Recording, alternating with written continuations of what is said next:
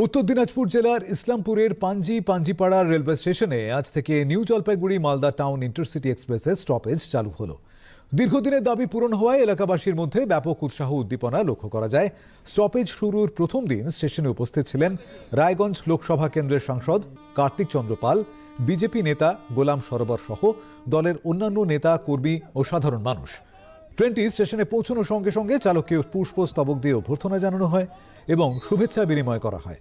সাংসদ কার্তিক চন্দ্র পাল বলেন, পাঞ্জিপাড়া স্টেশনে ইন্টারসিটি এক্সপ্রেসের স্টপেজ দীর্ঘদিনের দাবি ছিল, আজ তা বাস্তবায়িত হয়েছে। এই স্টপেজকে এলাকার মানুষের জন্য বড় প্রাপ্তি বলে উল্লেখ করেন বিজেপি নেতা গোলাম সরোবর। মানুষের দৈনন্দিন প্রয়োজনে সেখানে আমাদের 7টা বিধানসভা, পাঞ্জিপাড়া বিধানসভা আমাদের গোয়ালপুকুর বিধানসভায় পড়ে। এখানে মানুষের একটা দীর্ঘদিনের দাবি ছিল ইন্টারসিটি এক্সপ্রেস, সেটার যেমন স্টপেজ হলো আরো দাবি আছে দূরপাল্লার ট্রেনের, কিন্তু আমাদের এখানে একটু সমস্যা রয়েছে, সেটা হচ্ছে হাই লেভেল প্ল্যাটফর্ম নেই। ডিআরএম সাহেব অলরেডি প্ল্যান এস্টিমেট করে হাই লেভেল প্ল্যাটফর্মের জন্য ঊর্ধ্বতন কর্তৃপক্ষকে পাঠিয়েছে।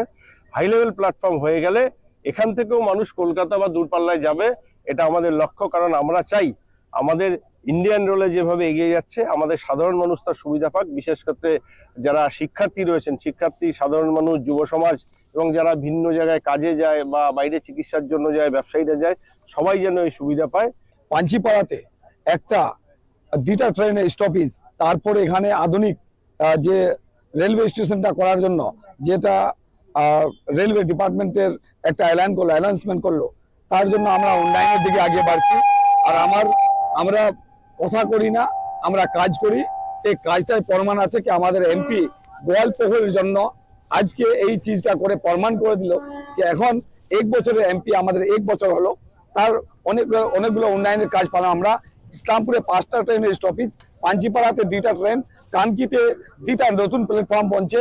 এর উন্নয়নের ধারা গোয়ালপুকুরের লোক আর আমাদের সংখ্যালঘু মাইনরিটির লোক বেশি আছে, 70% আছে, তাদের উন্নয়ন হবে, তাদের লাভ হবে।